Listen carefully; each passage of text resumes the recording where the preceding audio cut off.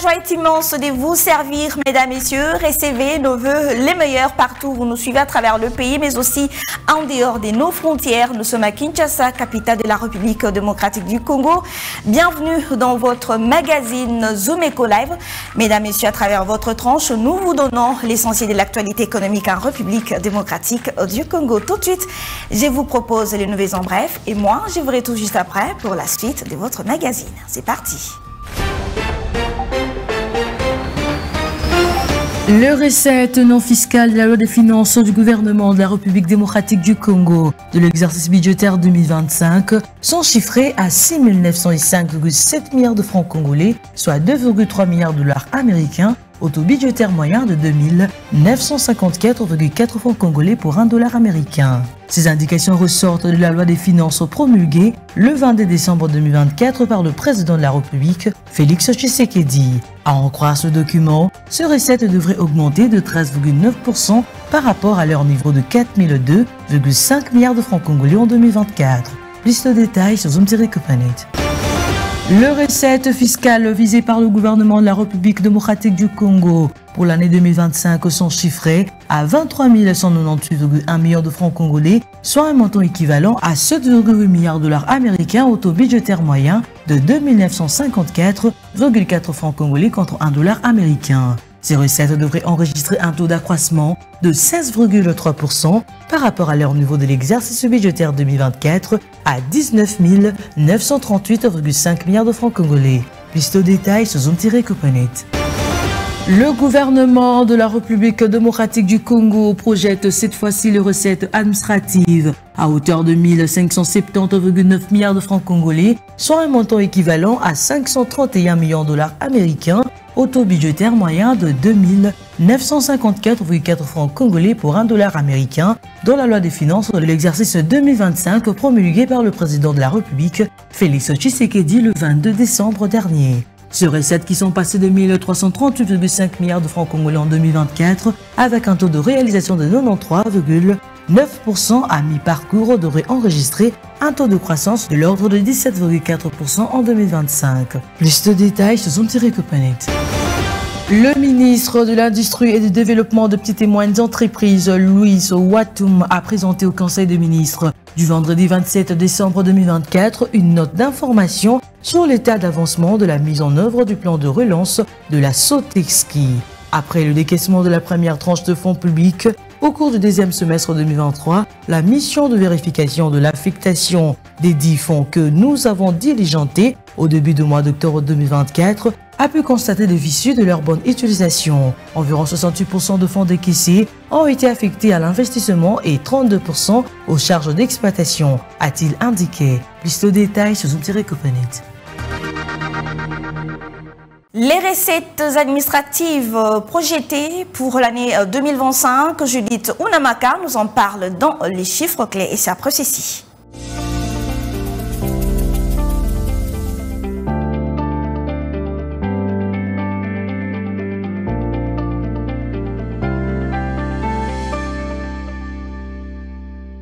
Judith Unamaka, bienvenue. Merci. Avec vous, nous parlons des recettes administratives projetées pour l'année 2025. Mais d'abord, dites-nous, qu'est-ce qui s'observe sur le marché d'échange en RDC? Voilà, actuellement, sur le marché de change, commencé à l'officiel, où actuellement un dollar se négocie à 2847 francs. Un franc CFA vaut 4,56 centimes et 1 euro revient à 2994 francs congolais. Maintenant, prenons le cas du marché parallèle. Nous avons pointé particulièrement l'EMBA et dans ce lieu circonscrit comme cible, un dollar se change à 2850 francs. Un franc CFA vaut 4,60 centimes et 1 euro s'interchange à 2998 francs congolais. Alors, parlons du sujet du jour. Qu'est dire des recettes administratives projetées pour l'année 2025? Voilà, le gouvernement de la République démocratique du Congo projette des recettes administratives à hauteur de 1570,9 milliards de francs congolais, soit un montant équivalent à 531 millions de dollars au taux budgétaire moyen de 2 954 francs congolais pour $1 américain, selon justement la loi de finances de l'exercice 2025, promulguée par le président de la République, Félix Antoine Tshisekedi, le 22 décembre 2024. Et les recettes qui ont passé justement de 1338,5 milliards de francs congolais en 2024 devraient enregistré un taux de croissance de l'ordre de 17,4% en 2025.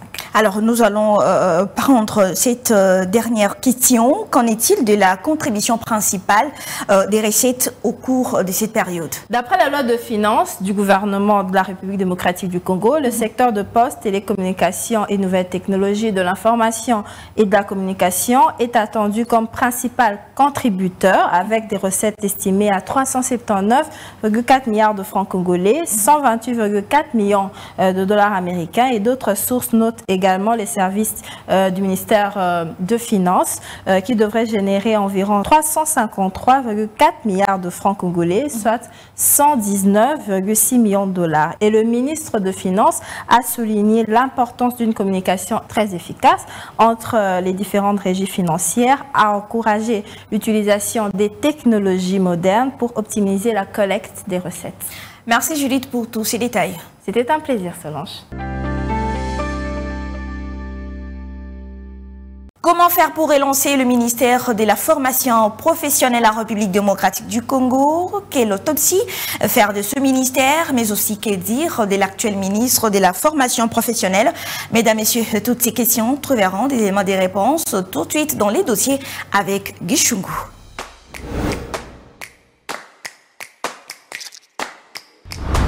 Guy Chungu, bienvenue. Merci madame. Avec vous, nous parlons du ministère de la formation professionnelle.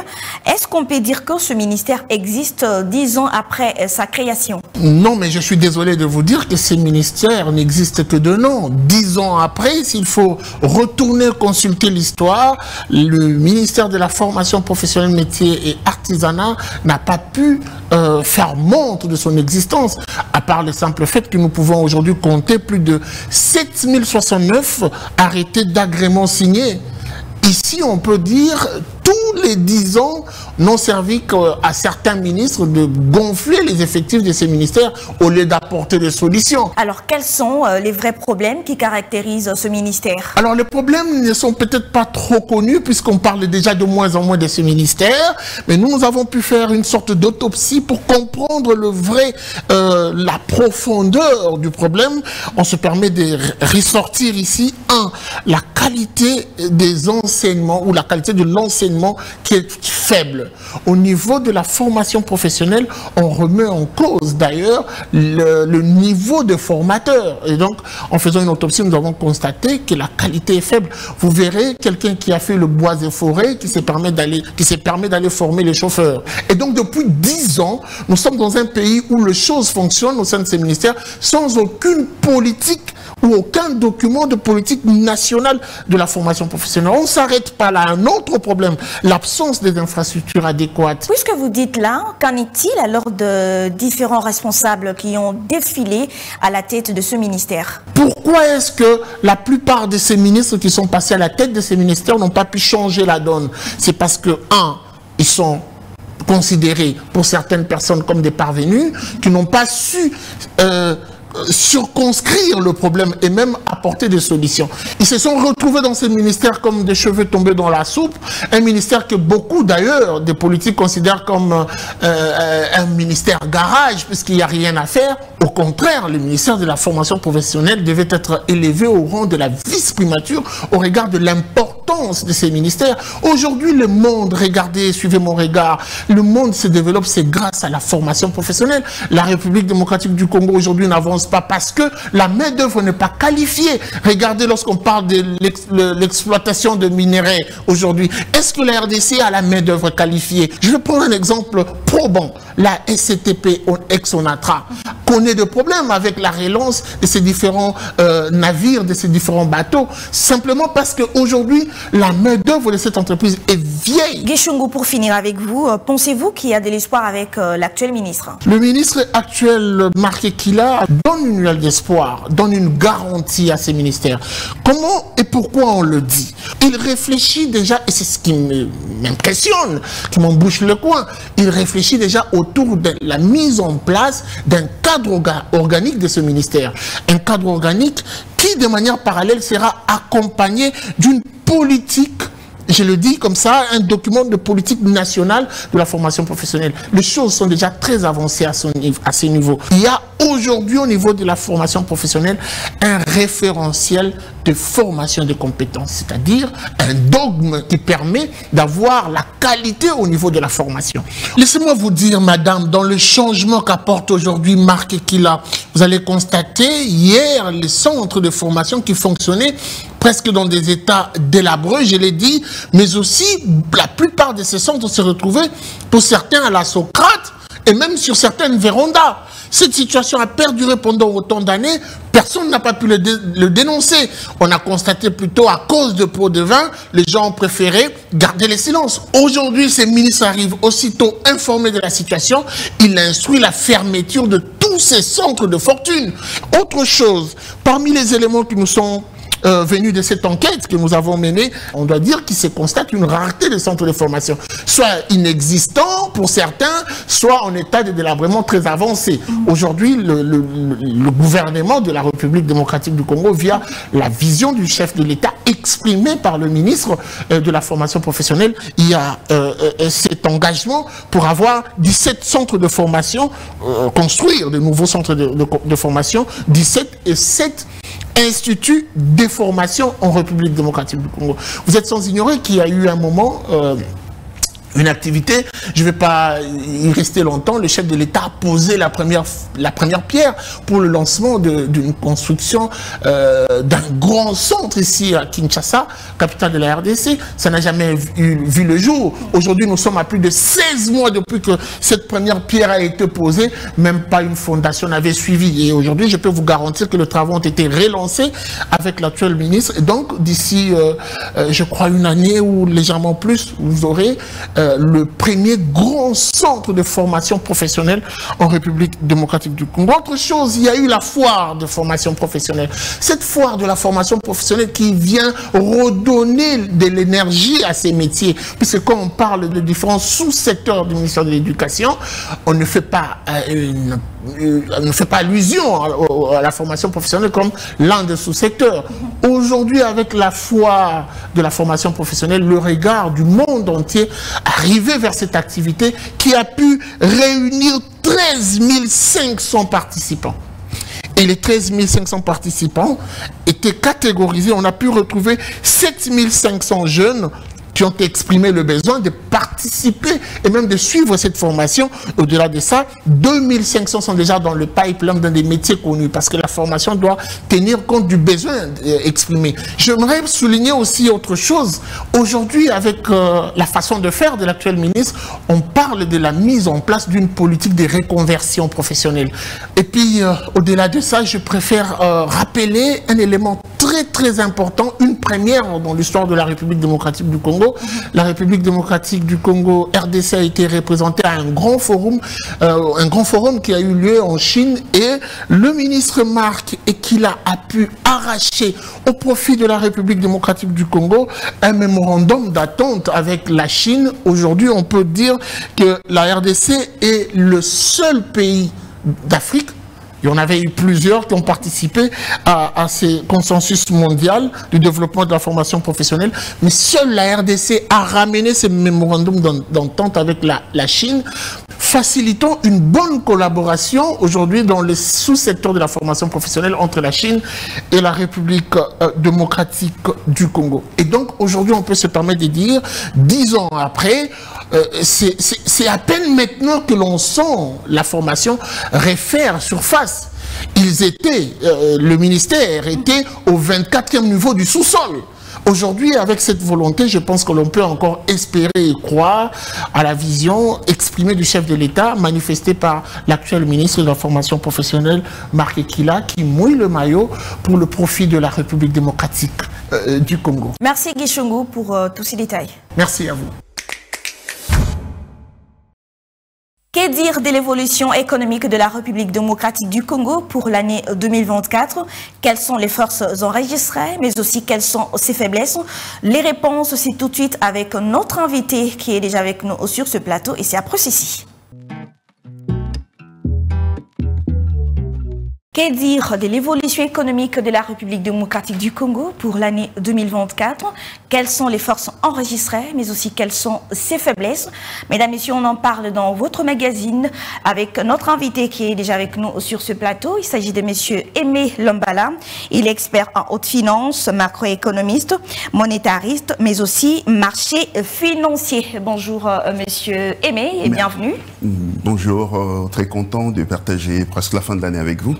Donc, voilà. À disposition. Avec vous, nous allons parler, ou nous parlons de l'évolution économique de la République démocratique du Congo. Est-ce que vous pouvez nous en dire un peu plus là-dessus? Bon, l'économie en RDC, c'est comme si j'ai toujours dit que c'est comme dans trop de raquettes. Pour l'instant, il n'y a pas un modèle sûr. Donc, on travaille quand même du copier-coller pour l'instant. Il y a eu deux gouvernements, dont l'année qui vient de s'achever. Premier gouvernement, deuxième qui vient de se terminer aussi. Si on fait un peu le parallélisme entre les deux, on dirait que bon, qui a tort, qui est le meilleur pour l'instant. Je reste un peu dubitatif en disant que donc, je vais faire le point l'année prochaine pour côté celui-là un an après. Pour l'instant, j'ai dit bon, c'est un peu du sensationnel pour l'instant. Mais dans l'ensemble, ça va un peu. Donc, il y a plusieurs mesures. Malheureusement, pour l'instant, il n'y a pas un modèle économique à suivre.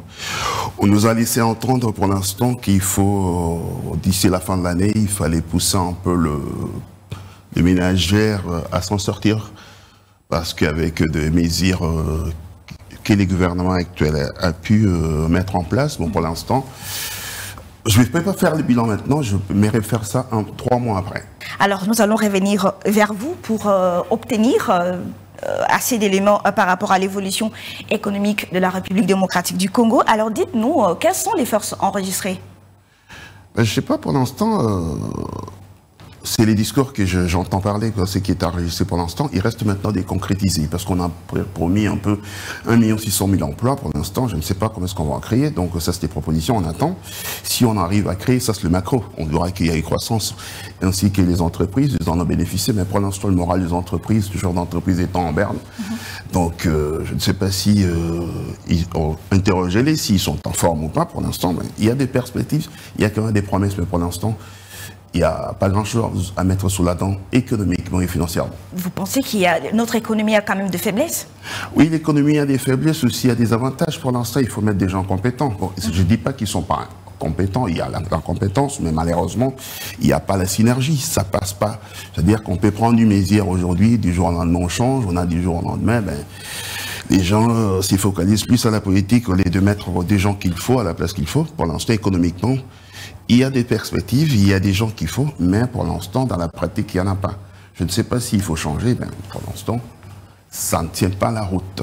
Mais vous, en tant qu'expert, vous n'avez pas de propositions à faire aux autorités? Je ferai, c'est comme si, je ne sais pas, pour l'année prochaine, je dirais, qu'est-ce qu'il faut faire pour l'instant? Moi, je dirais que l'année 2025, il faut que les gouvernements se lancent dans stop speaking, dans ce sens que des secteurs croissance, des croissances entre autres bancaires, télécom, tout ça, des secteurs un peu porteurs des croissances pour 2025, parce que deuxièmement, il faut aussi qu'il y ait le politique mixte, dans ce sens que le secteur budgétaire et politique monétaire et budgétaire va les pair. Il y a un exemple récemment, il y a eu le taux directeur qui était planché à 25%. Ben, la Banque centrale, ils ont confondu une inflation à court terme, une inflation longue. En maintenant de 25% taux directeur, ben, c'est n'importe quoi. C'est-à-dire qu'on n'emprunte pas en francs congolais. Habitude, on emprunte en dollars. Ce qui veut dire que la politique monétaire, elle est fausse dans ce sens qu'on ne peut pas laisser à 25%. Sur ce, si on laissait à 25% un taux directeur, ce qui veut dire qu'il fallait apporter la politique d'expansion au niveau du ministère des Finances. Rien n'a été fait, ce qui veut dire qu'il n'y a pas de croissance. On peut dire croissance de 4,5%, 4,8% l'année prochaine, mais je ne crois pas ça, 3%. Donc ça, c'est des secteurs, il faut voir un peu le politique budgétaire monétaire. Il y a aussi la douane. Il faut réduire un peu la douane, parce que je vis les mesurettes qui ont été prises pour alléger un peu le ménage, réduire le carburant, tout ça, ben, on a réduit le carburant. Le prix de ménage pour les transports est exorbitant. Ce qu'il faut faire, il faut réduire la douane et réduire aussi la TVA, alléger maintenant l'assiette fiscale. Quand on allégera l'assiette fiscale, il y a moins là-bas, les entreprises peuvent investir. En investissement, il y aura croissance, investissement et création de la valeur et la TVA qui sont aperçues après. Mais quand vous faites des mesurettes comme ça n'impacte pas l'économie nationale, malheureusement. Donc il y a aussi combattre l'inflation immobilière. En RDC, personne ne fait attention. L'inflation immobilière, c'est structurel. Cette inflation qui plombe surtout la monnaie congolaise. Si vous n'arrivez pas, je ne sais pas s'ils comprennent l'inflation immobilière structurellement, c'est la partie la plus grave en RDC, qui plombe l'économie nationale. Donc il faut, pour avoir une monnaie demain forte, une monnaie congolaise un peu en bonne, compétitive, il faut combattre l'inflation immobilière. En dernière lecture, je dirais aussi réduire aussi le taxe, donc plusieurs taxes un peu secondaires, tout ça, il faut réduire ça. Si on ne réduit pas, il y aura toujours des copier-coller. Pour l'instant, il n'y a pas grand-chose. Il faut créer de l'emploi. Je ne sais pas, les gouvernants, avec des mesures qu'ils ont dit, ils vont créer 1 million d'emplois. Je ne sais pas comment est-ce qu'ils vont en faire, mais on a des solutions. On peut toujours être contacté, consulté, pourquoi pas, pour apporter aussi en plus. Quelles sont les grandes réformes à apporter pour l'année 2025, d'après vous? Moi, je ne suis pas dans la politique. Je ne peux pas prendre leur place. C'est eux qui nous diront qu'est-ce qu'ils vont amener pour 2025. Vous êtes expert? Oui, mais moi, je ne peux pas consulter moi. Je ne peux pas dire je ne suis pas dans la politique pour eux. Je peux dire quelque chose, eux, ils prennent ça. Au contraire, s'ils ont des choses à proposer, ben, nous, on peut apporter en plus par rapport à ça. Ils ont dit, j'en ai un exemple, on en parlait un peu, j'ai dit de stop seeking, dans ce sens que investissez dans le secteur porteur des croissances, c'est ça. J'ai dit réduisez la douane, allongement à l'assiette fiscale, c'est tout ça. L'inflation immobilière, tout ça, c'est des réformes plus importantes et monétaires. Et le politique mixte, c'est aussi budgétaire monétaire. C'est ça qui va apporter un peu l'énergie. Et le taux directeur aussi. C'est que la Banque centrale, ils ont toujours confondu le taux directeur. Bon, je ne lance pas la pierre aux membres de la politique monétaire, mais je crois qu'il y a trop de failles là-bas. Ceux qui gèrent un peu la politique monétaire en RDC, ce qui veut dire qu'il y a fluctuation monétaire chaque fois. Et ils confondent toujours l'inflation. Il n'y a pas une forte inflation en RDC. C'est psychologique, mais eux, ils croient qu'il y a une forte inflation. Non, messieurs les banquiers, il n'y a pas une forte inflation en RDC. Merci, messieurs Aimé. C'est moi qui vous remercie et bonne année 2025 en RDC économiquement. Merci. Suivez-moi tout le jour à travers Zoom Wende sur Zoom Eco Live. Abonnez-vous sur notre chaîne YouTube. Zoom Eco Live, la référence de l'actualité économique en RDC. Jour J-1 pour célébrer la bonne année 2025. Mesdames, Messieurs, Naomi Kandé a fait la ronde des quelques marchés de la ville-province de Kinshasa et nous en dit plus sur la baisse des prix des produits de première nécessité. Zoom Wende, c'est tout de suite.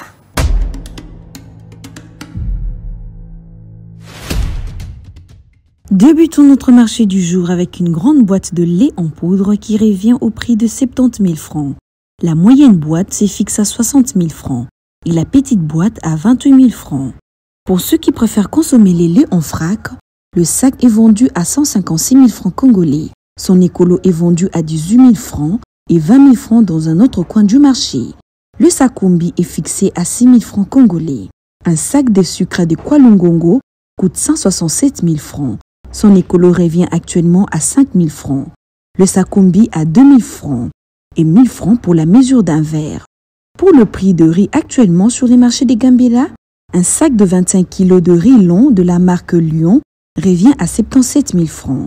Le riz Rambumba se vend à 75 000 francs. Vous avez également la possibilité de vous procurer la petite quantité de riz. Pour un écolo, le prix varie entre 5 000 francs. Un sac combi varie entre 2 500 francs et 2 800 francs. Un sac de riz parfumé est vendu à 55 $. Toujours au même marché de Gambela, un sac de farine de manioc coûte 280 000 francs, 10 kg à 30 000 francs. La mesure d'un écolo de manioc revient à 3 000 francs et 1 000 francs pour un sac combi. Pour le consommateur de farine de maïs, le sac coûte 70 000 francs, 4 000 francs pour un écolo et 1 500 francs pour le sac combi. Un carton de savon en bloc se fixe actuellement à Kinshasa à 19 000 francs. Un carton de savon en bloc se fixe actuellement à 19 000 francs et 22 000 francs. Un pot de savon en poudre se fixe à 11 000 francs. La pièce de cet article revient à 300 francs.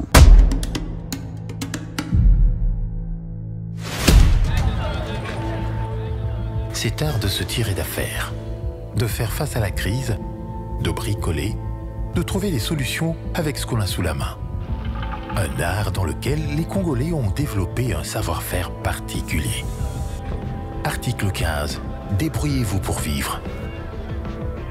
Et puis, mesdames, messieurs, découvrons ensemble une vendeuse de friperie. Cette dame a accepté de partager avec nous son quotidien. Article 15, c'est tout de suite.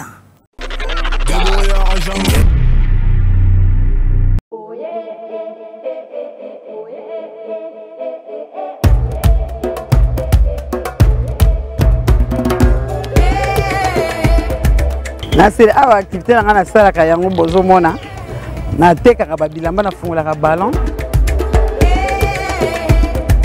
na tongo soki na lamuki na bongi na sala na bandaka na misala na ngai ya ndako na kombo lopango na silisi na kombo ndako na pangwisi ndako na ngai sili na cheti na ngana bongisi bana na ngai tiki bango nde na ye na tek na silisi tango ya kokende koki na somi biloko kolia na ke kolamba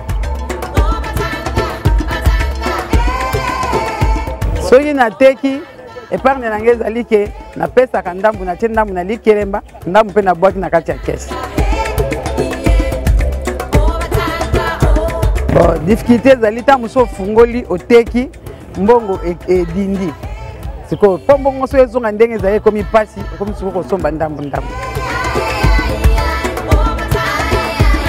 Conseil nazopesa na bamama oyo bavandi na ndako batelema mama nde moto asimbaka ndako.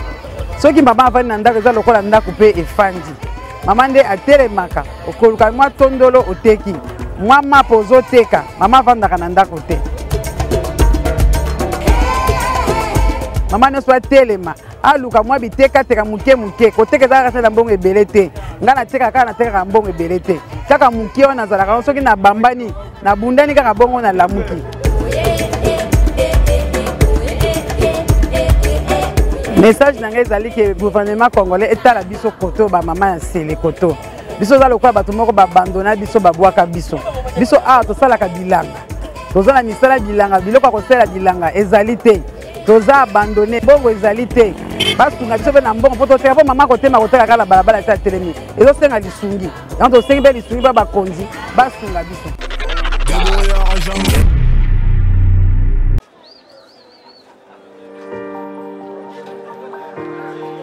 Dans les détails du marché, nous avons appris à vous connaître, à vous comprendre et vous apporter plus de lumière. Désormais, avec vous, c'est parti pour un voyage de rêve vers une destination meilleure. Ensemble, découvrons le civisme fiscal et la bonne gouvernance dans la gestion de la Respublica grâce au décryptage de l'actualité économique du pays avec des chiffres clés. Avec une équipe de professionnels, découvrez le quotidien des Congolais en exclusivité à travers des dossiers et analyses approfondies. Zoomeco TV, la référence de l'actualité économique en RDC. C'est par cet élément, mesdames, messieurs, que nous mettons un point final à votre magazine. Merci de nous avoir suivis et je vous retrouve très prochainement avec le même plaisir. Bonne année à tous. Au revoir.